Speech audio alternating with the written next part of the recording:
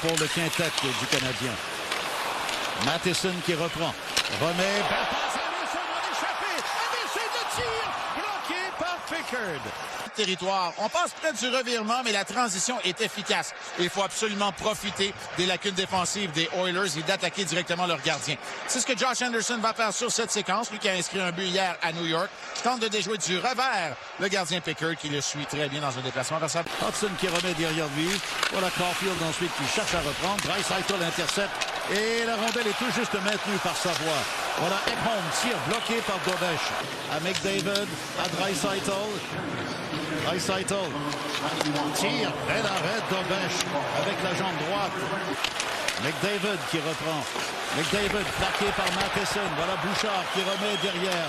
À Nugent Hopkins. Ensuite le tir de Hyman bloqué par Dobesch. Quel arrêt! 1 minute 10 aux 2 pénalités. La Draisaitl rate la cible. Bouchard du filet lorsqu'il redirige la passe de Nugent Hopkins. Puis celui qui a le tir le plus puissant de tout le groupe. De Hyman. McDavid à Bouchard. Le tir dévié sur l'écran protecteur. Et le Canadien vient de réussir. Gallagher est à l'embouchure du filet. Voilà Dobson à Texier. Texier à Gallagher. Gallagher derrière à Texier. Encore 15 secondes de la pénalité. La mêlée éclate. Et la but! Dans l'arbitre Tino. Eh bien, Furman South se fera pas d'amis ce soir au Centre Bell.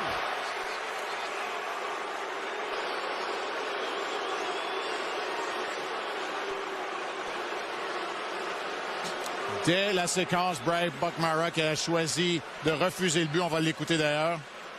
There's no goal on the play. The puck was kicked into the net. No goal. Ouais. Voilà le geste tourniquet de Gallagher. Un premier tir. Jusque-là, il n'y a pas de problème. Il est poussé dans le dos.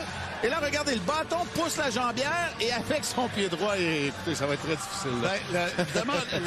The call has been confirmed. The puck was kicked into the net. There was no goal. Marc, c'est vraiment semblable au but refusé à Carrick hier soir, non? Et ensuite à Evan Bouchard. Bouchard qui remet derrière le filet de Dobesch. La rondelle reste collée derrière la rembord. Le tir bloqué par Dobesch, dévié ensuite. Semble avoir raison sur cette séquence après une récupération de Draisaitl de Dobesch. Il va effectivement battre Dobesch, mais la rondelle qui va passer à travers le demi-cercle. Oh, effleurer le poteau. Vous avez vu les chiffres globalement. En infériorité, les Oilers, c'est pas si mal. Légèrement supérieur à 80%. On a Demidov au départ. Le long de la rampe, Demidov à Slafkovsky. Derrière à Demidov qui s'avance.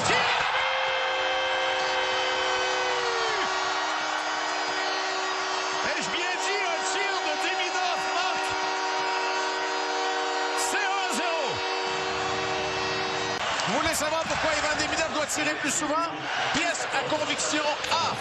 Alors qu'il décoche un tir en s'avançant à la hauteur du point de mise en jeu. Tir des poignets, partie supérieure, précis, puissant, décoché sans avertissement, reçoit la passe de Slafkovsky, s'avance, utilise le passage de Slafkovsky et la présence de Darnell Nurse comme écran pour battre dans la partie supérieure Calvin Pickard.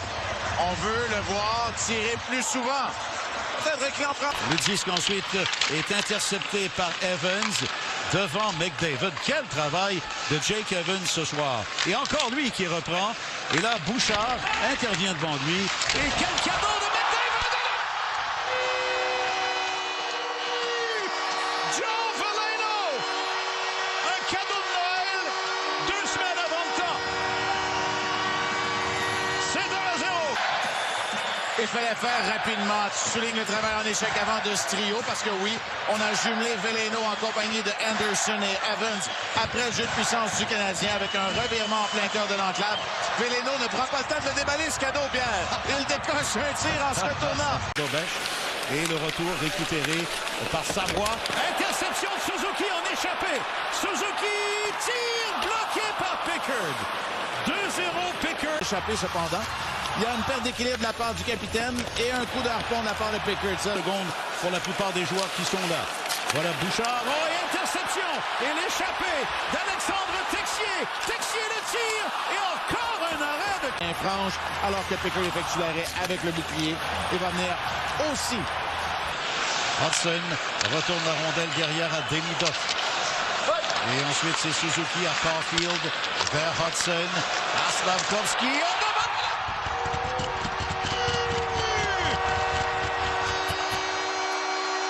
Mais là, Slafkovsky avait littéralement son télescope qui pointait vers Nick Suzuki. Et c'est 3-0. Il me mentionné, je n'avais pas vu le télescope, Pierre, mais j'avais vu le compas dans l'œil. Alors qu'il repère Suzuki à l'embouchure du filet. Il a tout fait, Slafkovsky, sur les 2 buts inscrits par le Canadien en supériorité numérique. Suzuki n'a qu'à se positionner dans le demi-cercle de Pickard. À la ligne bleue des Oilers, tout juste perdu par Texier. Rondelle récupérée par Texier qui s'amène avec Gallagher. Texier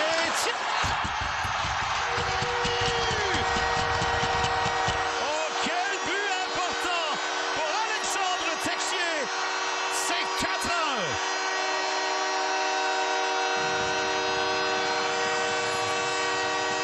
Confiance à caractère un peu plus défensif. Revirement de Frederick à l'entrée de territoire. Il allait être chassé pour un geste pour avoir accroché fort probablement parce que l'officiel avait levé le bras juste ici, mais Texier lui en fait fi de cet accrochage.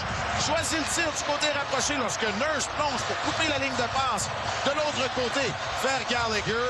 C'est un gros but ça par Texier. C'est toute une réplique parce que c'est un moment névralgique. On avait senti le Canadien fléchir, mais pas plus, alors que Texier redonne une priorité.